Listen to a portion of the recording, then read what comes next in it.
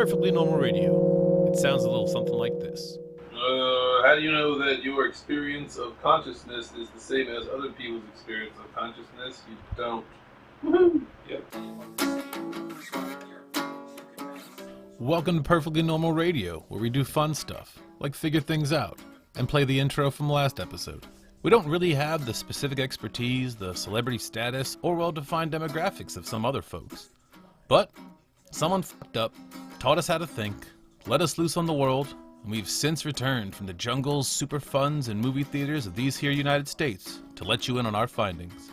We've killed so much time jibber-jabbering with so many people in so many places that it seemed like the next logical step to kill all the time with all the people in all the places. So join us weekly at Person or Persons for all the stuff we didn't cut. Tonight, we begin with a brief intro to the man who put bacon on the table, conjured grandma into lung cancer, and turned the idea of symbolically squeezing your ovaries into a cake into a thing you should start researching the second this show is over. You'll never trust freedom or happiness ever again. Now, after that, we were told we'd get a little condescending towards some people who'd be better as fans than indifferent bystanders. So, for the sake of truth, justice, and our eventual plea for funding, let's go ahead and take a listen and reconvene afterwards, where we shall revisit the issue. That sounds fair. Oh, one thing I did before I went to sleep last night, after practicing like 400 fucking exam questions, I was reading a little bit more about Edward Bernays, because, I don't know, I am obsessed with that guy now. I'm like, Yes. he's incredible. I like this guy, but I'm like, you're a fucking rat bastard. However, all of history lists him out like he was doing something great. He was doing something good. But I'm like, no, this manipulating society in this way is not really He's good. a terrible individual who used his powers for evil. But he was smart enough to have the right allegiances at the right times. So, Which that's, I guess, all you need in life is... Yeah. Yeah. and he also predated Nazis. See, the thing about propaganda is that after the Nazis, it was different. Yeah. That's when you got the term public relations. That's when you got all that shit, because all of a sudden, it was out in the open. And here's the thing about, propaganda, public relations, all that shit. That stuff works as long as people don't know you're doing it. Exactly. The magic works as long as you don't know someone's doing magic. That's Right. how that shit works. The second you're like, oh, someone's trying to slip in a hidden message on you, you're like, pfft, that's so obvious. That'd never work on me. But if you don't tell somebody... And then it stops working. So one thing that they told me when I was doing my externship as a medical assistant is, yeah, if someone tells me that they're eating a gram of table salt per day because it's helping them get better, then if they are getting better, then don't tell them that they're wrong for what they're doing. Just, yeah, don't dispel their magic. Just let them keep going with it. Well, yeah, I think, Which I think that's more the doctor's responsibility. He's the one that gets paid like 100,000 plus an hour. Well, he's also the one who can tell them all the bullshit he wants, and He's the one that probably told them the bullshit. Eat a tablespoon of salt every day. Well, that's one of those things Keep the AIDS away. That's one of those things that everybody agrees on, and nobody really understands why. Is that whole I don't want to say healing power of positivity because it sounds fucking stupid, but that whole everything from people who think people are praying for them get better faster, whether or not anyone's praying for them or not, doesn't matter. If people think that it's happening, there is a statistic spike. If people, it's that whole fucking placebo effect that they have done a shit ton of tests on from the beginning of giving a fuck that exists. Yeah. And there are results that everyone's like, that's clearly a result, and it doesn't make any fucking sense. Apparently the body can heal itself as fast as it fucking wants to, it just is an asshole. So you gotta kind of date rape your immune system to make it give a fuck. That's kind of what it is. With GHB? Pretty much. Or just while it's passed out. You have to pillow talk the living shit out of your immune system to be like, nah, baby. It's all good. I'm feeling the good vibes. Hey, I paid for this date. Yeah. You owe me. Now when I was living in Nederland, Colorado, this was around the time that The Secret became really big. Did you ever hear about The Secret? Or that documentary, What in the Bleep That You Know? Or What in the Bleep Do You Know? I watched that one, and... Yes! There was like... You shaved 10 years off your life for that, man. There was like... You're done at the same time as me. Probably 10 minutes of useful fucking information. And the rest of it then was just like, hey, we were able to afford people who can do these effects with fucking the video editor.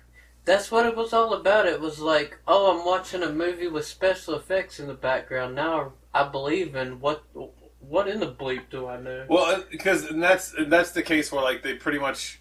Okay, so you know how when you watch the documentaries on TV, you just see the same stupid-ass footage over and over again, and it's always some stuff that doesn't have anything to really do with what they're talking about if you know what the picture is and you know what they're talking about, you know, stuff like that. The endless drawing out of 22 minutes or 52 or whatever amount you have to fill plus commercials. You get all that nonsense and all that garbage because they can't afford anything else. And what the bleep do we know could afford to do things like, oh, we can have this girl split into like 5 people or whatever as she's walking instead of just having to have her walk. And then being like... I mean, that shit was backed by Oprah. Well, I don't know if it was What the Bleep You Know, but I know Oprah was backing The Secret, which, if you liked What in the Bleep Do You Know, you should see The Secret.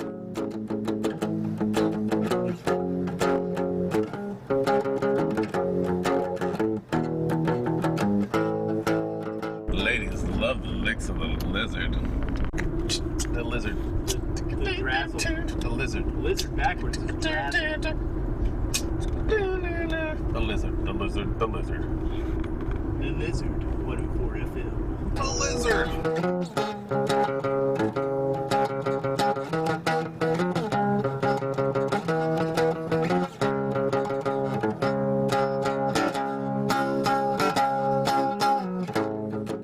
I watched The Secret, and so it's pretty much like all you gotta do is think positive things, and I'm like, this is like such white man psychology right here. Yeah. As long as you think positively, then you'll get positive stuff. It's And another... like, tell that to the AIDS-ridden kid and his family in Africa. If you just start thinking good thoughts, the bad things will go away. And that's my... What I was going to get to is my main problem with the fucking What the Bleep Do You Know video, movie, whatever the fuck you want to call it was. It takes a little bit of like you know, the placebo effect or quantum mechanics. It like gives you like a 2-sentence brief description of what 20 years ago they were like, yeah, this is probably what this is.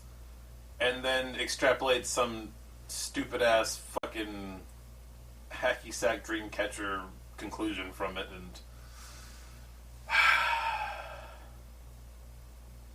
it just makes me sad. Because it's got... Because there's that whole, like, meditative, go take a walk, get motivated kind of thing where it's like, just feel better and be better. Start right now. And it's just like, you... All you gotta do is just start feeling good, man. The world exists, and there's a past and a present, and there's a future, and there's all these factors that are going into what you are and what you're going to be. And God damn it, the easiest part is to say that it's going to be great. You have to plan, you have to fucking learn, you have to know, you have to fucking analyze, you have to be critical, all this crap. And then I have to hear motherfuckers say some shit where, like, you know, because those are always the people who, like, there's nothing to them.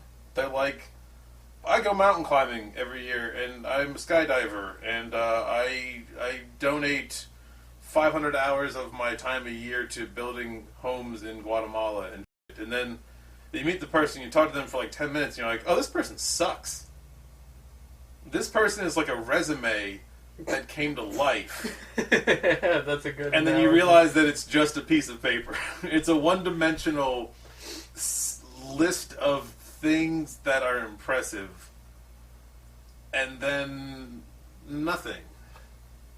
It's like the guy with the tie-dyed pants who goes to the festivals who wants to be naked around you for no reason. Or, you know, the people who are... not parasites. The people who with the tie-dye pants are parasites. I'll go with that one. But whatever a symbiotic relationship is, where one clearly is the thing that keeps the other one alive. But it's okay, because I'm glad that someone's building houses in Guatemala and climbing mountains to take pictures, like to take the GoPro fucking drone picture from the top of Everest. All these things that I'm not going to do. Take your selfie stick and hang it off the side of fucking Everest. I'm glad that someone is out there doing that. I'm glad people are doing that, but what are the reasons behind why are they doing it? Are they really helping people out in Guatemala, or are they just trying to feed their ego for when they come back here they can tell the other hippies? I think they're just there to add depth to whatever story I'm going to end up telling about something. I don't know how conceited that is, but whenever I meet those people, they usually tend to, like I said, they're like a resume come to life. It's very impressive to hear about, but like, I don't know. There's just like, those people tend to make stuff boring to me that should be exciting. Like, they'll tell you about the time they spent in, like, the jungle, in the rainforest, and they're like, oh, it was great. These people, I taught them songs, they taught me songs. And I'm like, really? Something interesting had to have happened in the rainforest. You had to have seen some crazy-ass animal shoot spines out at something else, or fucking something interesting. Don't just tell me that you found a beauty in life that you never thought could be true, or whatever stupid ass bullshit you have to say, you goddamn empty shell of I'm trying to find my inner self through meeting other people in the world, man. You just don't understand. They're like mannequins. They can wear our clothes and they can pose like we do and in like mountain climber gear, and they can pose in all sorts of other stuff in front of backgrounds, but they're just never going to be real. They're just never going to be people. I don't know. I don't know what it is. Okay, I see the problem. As far as old Eddie Bernays and The Secret and What the Bleep Do We Know, still rat bastards. I don't think we have any issues there. But I would like to say, once and for all, we do not hate mountain climbers. Or people who help other people. We just... I tell you what. We here at Perfectly Normal Radio will make an effort to up our game, get our shit together, and really bridge the gap. And all you gotta do in return is just mind your audience. When you've cornered someone and are about to get really knuckle deep in that fantastic list of achievements that you've awesomed your way through, focus on the parts that get a consistently good response. And if you're not a storyteller, then brief and to the point. We've all gotta do it. These episodes are crazy long before I cut them down. That's it.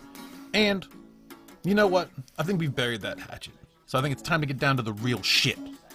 Why are pistachios expensive? And why are all the people who've looked into this dead or non-existent? I mean, cashews and almonds are seductively priced, and they're no walk in the park. Did you know a cashew could and would murder your entire family if you left it in your home without institutionalizing it? It's nuts.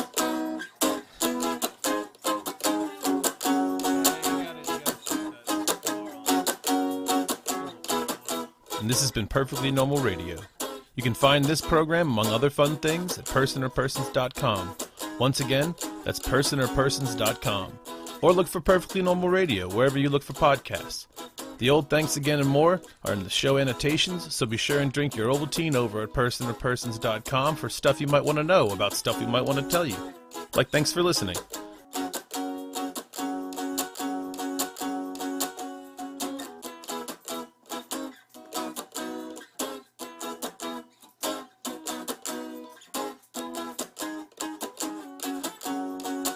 I've had two good chances, but they both have f***ed me.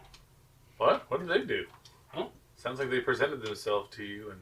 Oh, I just... And then they f***ed him.